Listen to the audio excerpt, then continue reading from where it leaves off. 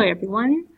Today we're going to go through the Cornell note-taking system, what it is, how it's used, and we will also do a practice together from the Active Physics textbook.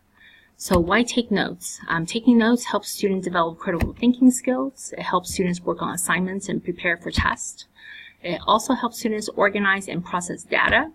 It helps students recall by processing their notes at least 3 times. So history of Cornell notes, it was actually first developed by a law professor in 1949 at Cornell University by Walter Polk. He had found that a lot of law students were failing their classes, so it was designed in response to his frustration over student test scores. So it's meant to be easily used as a test study guide. It has since been adopted by most major law schools as a preferred note-taking method.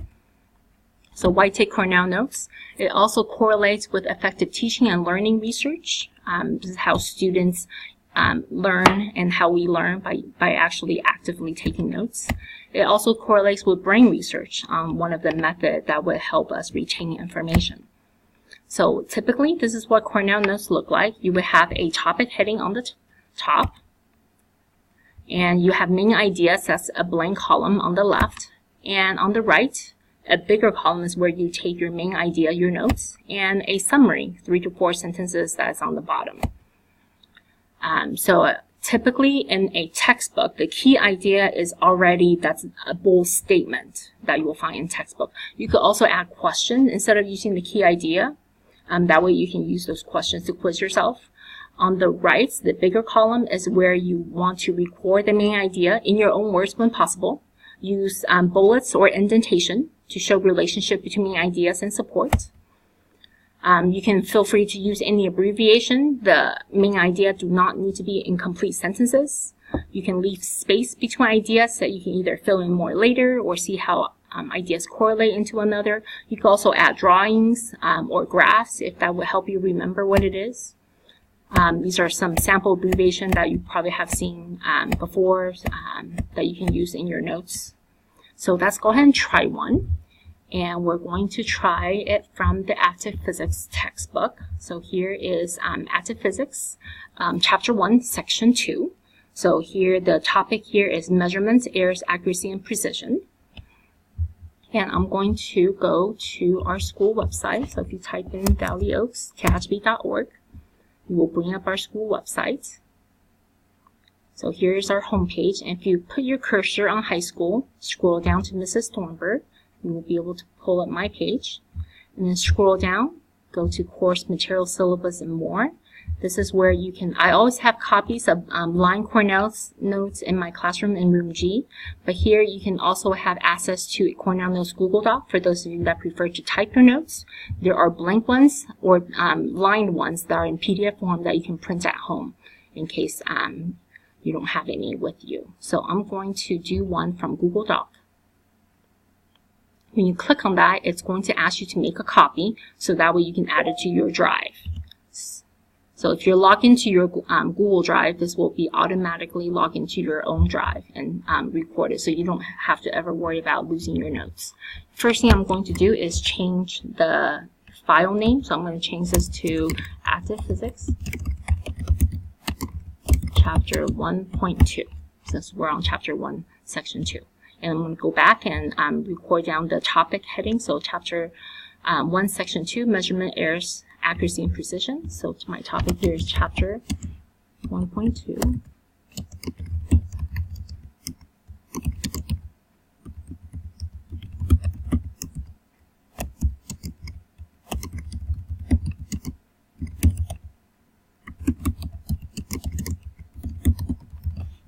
And go ahead and put your name. So that way, when you turn it in, or if you share the file with me, I'll know who it belongs to. So typically, what you see is an activity that we will do in class. We will also do the investigate in class together. So that way, we do the lab first before we actually look at any contents. And then, so we will have done all of this during our first class on the first day of school. So physics talk is where the actual content began, and this is where you will take notes. So notice that what's in bold already is our main idea. So I'm going to put that on the left column. So here we have errors in measurement, random errors. So I will record that on the column.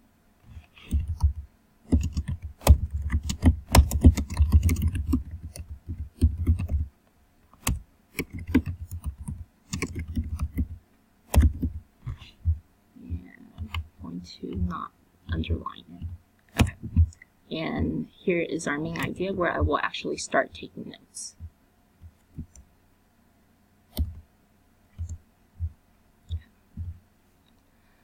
There is no exact measurement in the investigate when you use your stride length as a measuring tool. The distance of the hallway was different for many of the groups. If you tried to improve the measurement by using a meter stick, you found that there were still differences in the measurement.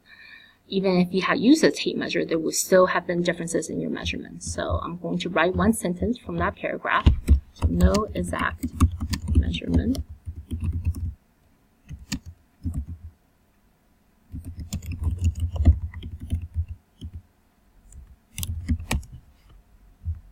I'm going to come back to second paragraph. Physicists know that all measuring tools produce random errors or errors that cannot be corrected by calculating. Since the word is in bold, so that means this is probably an important concept, so I'm going to write that down.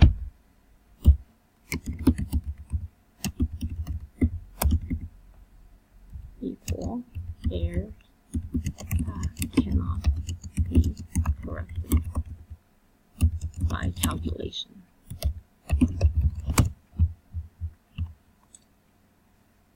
It is the responsibility of student scientists to record all the values of a measurement and recognize that the data will include random errors. Every time you measure the length of your desk, you may find that the measurement is different from a previous value by 0.1 centimeter. The differences could be in either direction, plus or minus 0.1 centimeter.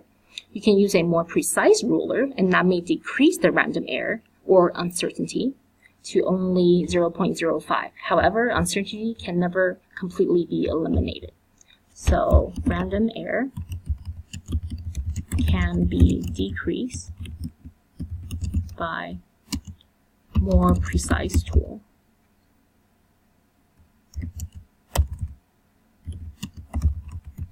But not eliminate.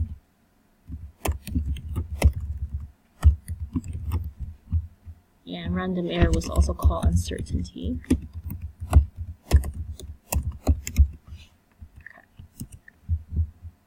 I'm going to go back to the next paragraph.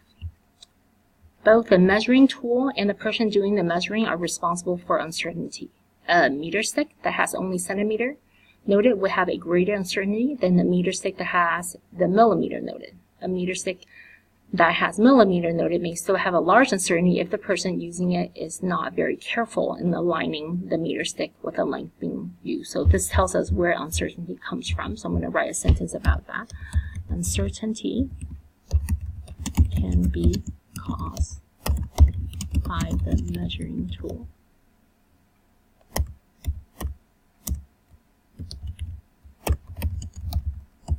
Or the person using it.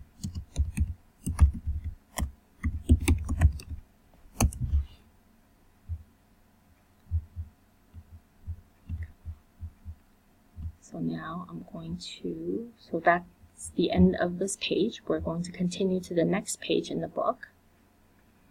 In your measurement of distance, you found that distribution of measurement. You made a histogram as shown below of the length of the hallway using your stride left figure, the meter stick middle figure of tape measure. You can, and also tape measure that's the right. So here is the value for stride, meter stick, and tape measure. The middle value is probably the best guessed, but there's always uncertainty as shown spread to the left and right of the middle value. So here it tells us bell curve graph, middle value is best guess, uncertainty are due to value to the left and right of the graph.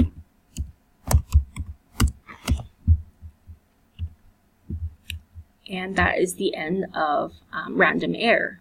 Here we have a new topic, and it's relatively short. So new topic, systematic error. I'm going to come back and record that on the left column.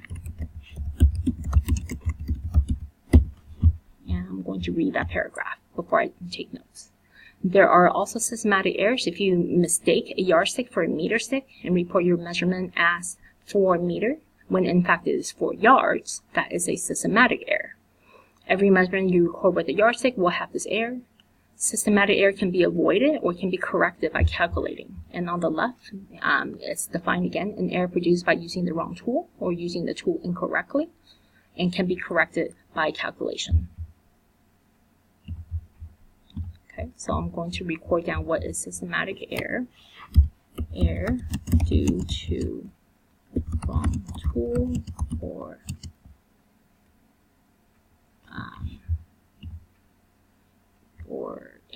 using the tool incorrectly. Tool or using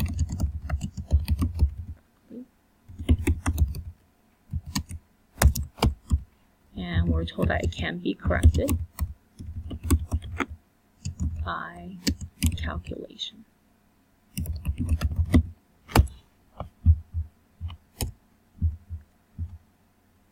Okay. So, and that's it for systematic error. Now we have a new topic, accuracy and precision. So I'm going to write a new topic first.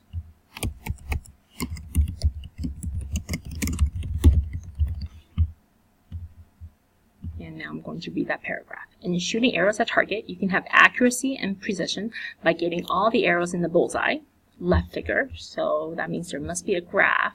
So here's the left figure, accuracy and precise.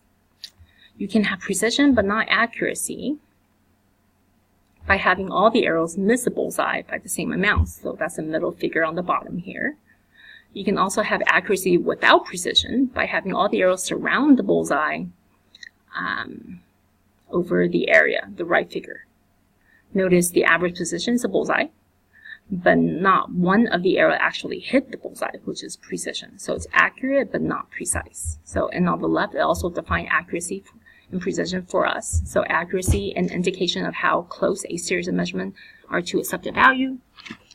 And precision is how frequent the measurement can be produced the same results. So I'm going to now, from the notes, write down what I think accuracy is. So accuracy is, and I like to use equal signs for is. So accuracy is arrows hitting close to bullseye. And the book also called this the accepted value. Precision is arrows hitting close to the same spot.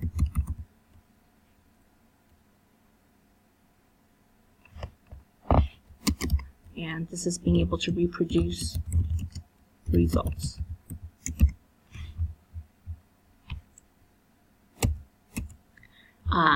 If I was writing the notes, typically I like the picture that it has, so accurate and precise. I think this is a really good visual to help me understand accurate and precise, so I will probably draw this in. If you are typing your notes, you can actually do a Google image search. So if you type in accuracy and precision, and then you click on the image here, that will take you to the images, and just pick one image that you like, and then right click, copy image, and you can come back to your notes, right click again, and paste.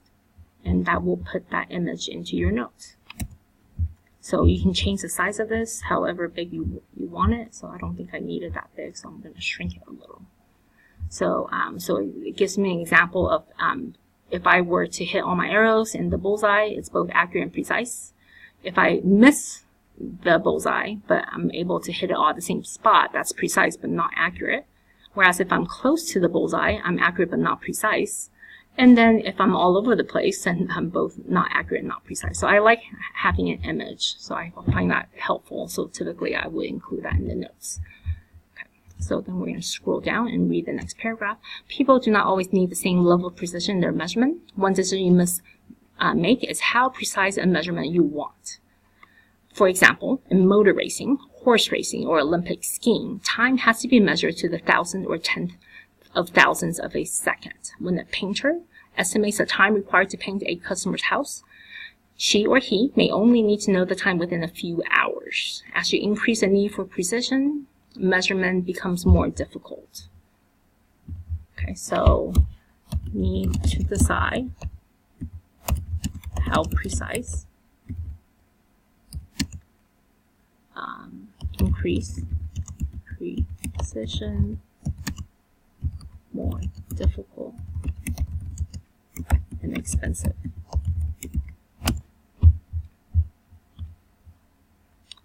And then here it talks about the SI system. So now I have a new topic. I'm going to scroll down.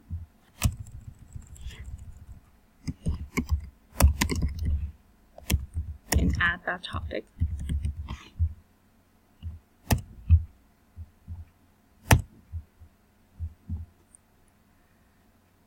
In active physics, you will be using International System of Units. The units are known as SI units, abbreviated from the System International Units. So SI units are international units.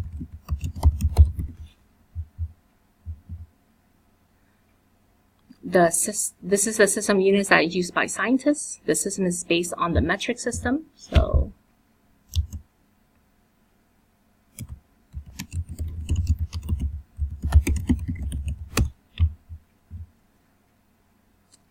all units are related by some multiples of 10.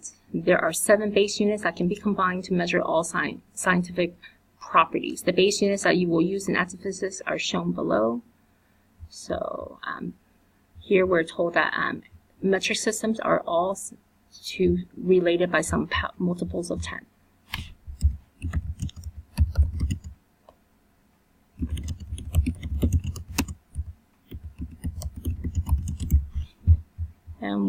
And we are given some few examples. So length is meter, symbol m, mass is kilogram, symbol kilogram, kg, time is seconds, with the symbol s, temperature is Kelvin with a symbol K, and current is amp with a symbol A. You'll be using other units that are combined of these base units. You will be introduced to the units when you need to use them. The best way to learn units is to use them frequently and correctly. It is not helpful to memorize lots of units. So since I don't need to memorize it, and we will actually learn these by just by doing our lab measurements, I don't necessarily need to write that down in my notes. Okay, so in this section, you measure the length of distance in meters. Meter is a base unit of length. Other units that you will use for measuring describing length are kilometers, centimeter, and millimeter. These 3 units are made of the base unit meter and prefix. An important feature of metric system is that there is a symbol set of prefix that relates to larger and smaller units. So a kilo is 10 to the third or 1,000, and I'm giving an example. So I kind of, if I'm not familiar with the metric system, I'll probably include that in my notes. So, so here we have some examples.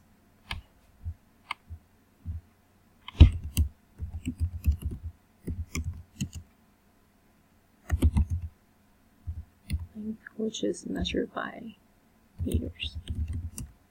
And we have kilo, which is 10 to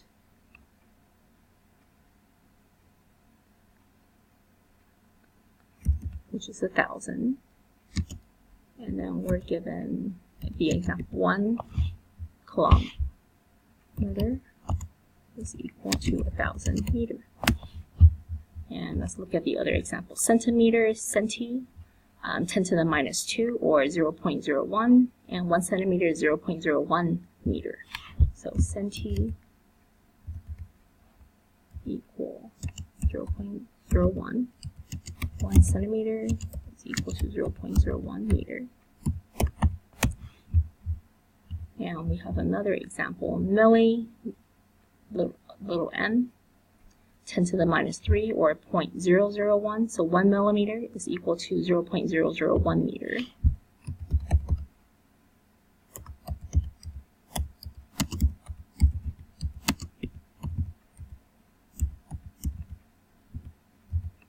So here are my examples of how all the units are related by measurement of 10. So I put it below that sentence. And go back to my notes. Driving the roads and United States units of measurement. So I have a new topic. So I'm going to put that on the left column.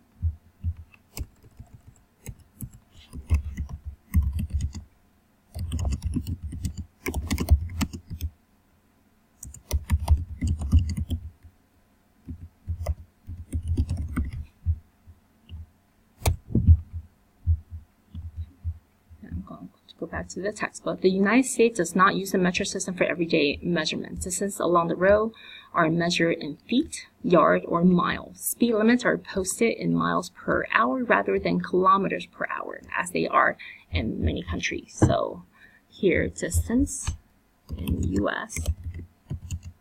distance are measured in feet, yard, or miles.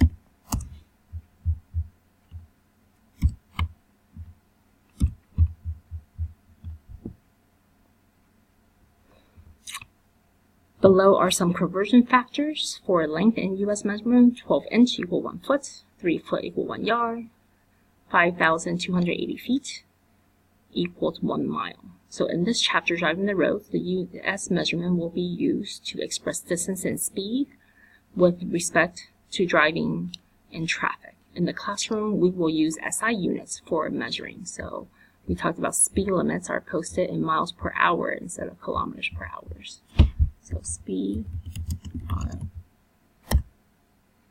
posted in miles per hour. Okay, so that takes us through the end of this section for notes-wise. So the Active Physics Plus are additional exercises and problems that we will do later. So the checking up is kind of useful for the summary part. So typically at this point, you can close your textbook and you're going to write a summary based on your own notes. So you don't actually need to look at the textbook anymore. So I'm going to bring this up.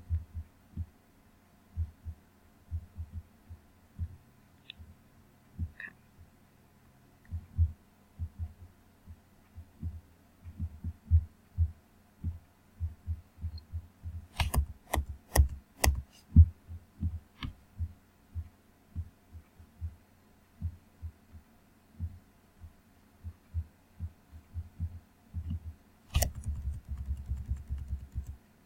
I'm just right now getting rid of extra spaces I have in my notes that I don't need, since my notes kind of ended on one page.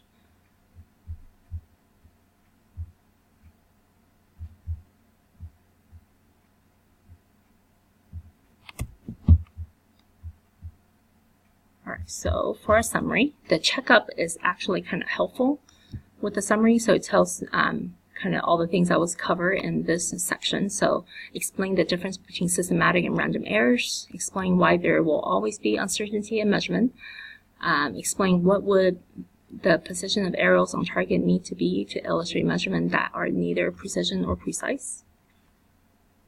Okay, so I'm going to go back to my, so first thing, explain the difference between systematic and random errors. So I'm going to go back to my notes to see what is systematic and random.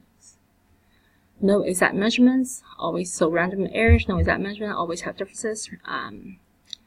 Errors that cannot be corrected by calculation. Random errors can be decreased by more precise tool but not eliminated. Whereas systematic errors are errors due to wrong tool or using the tools incorrectly and can be corrected by calculation. So I'm going to start on my summaries. So here is where you want to write incomplete sentences, and typically about anywhere from 3 to 5 sentences for your summary. So in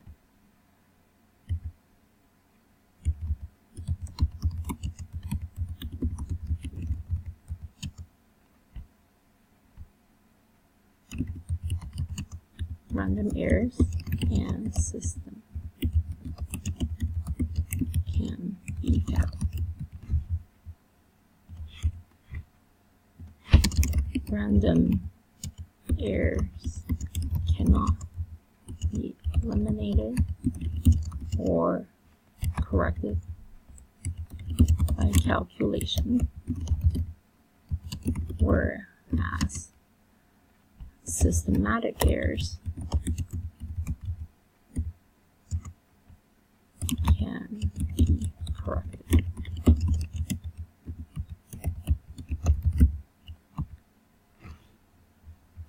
Calculations. So now I'm going to go back. So I've explained the difference between systematic and random errors. Explain why there are always uncertainty in measurements. So I'm going to go back to my notes and see why there's always uncertainty. So uncertainty can be caused by a measuring tool, the person using it incorrectly. Since it's caused by the measuring tool itself, therefore it cannot be eliminated. Okay. So now I'm going to go to my notes.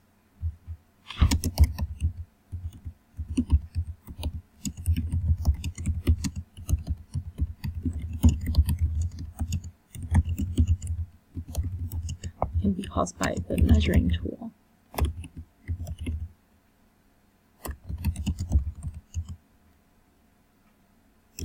How precise it is, or by the person.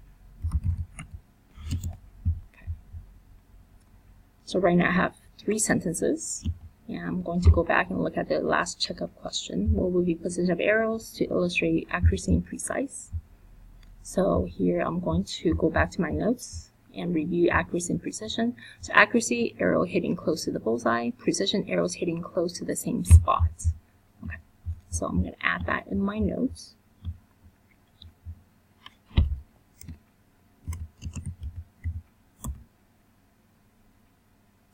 So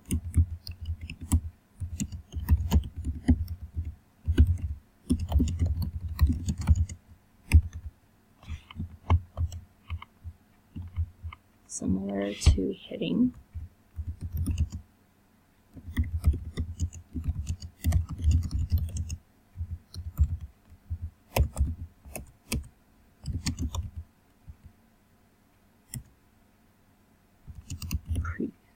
precision is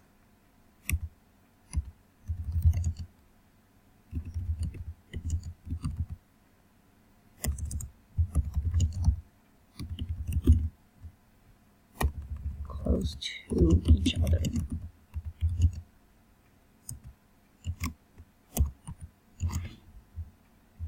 And I'm going to go back to my notes. And the last thing we talked about is SI units, which is a metric system where units are related by a measure of 10. And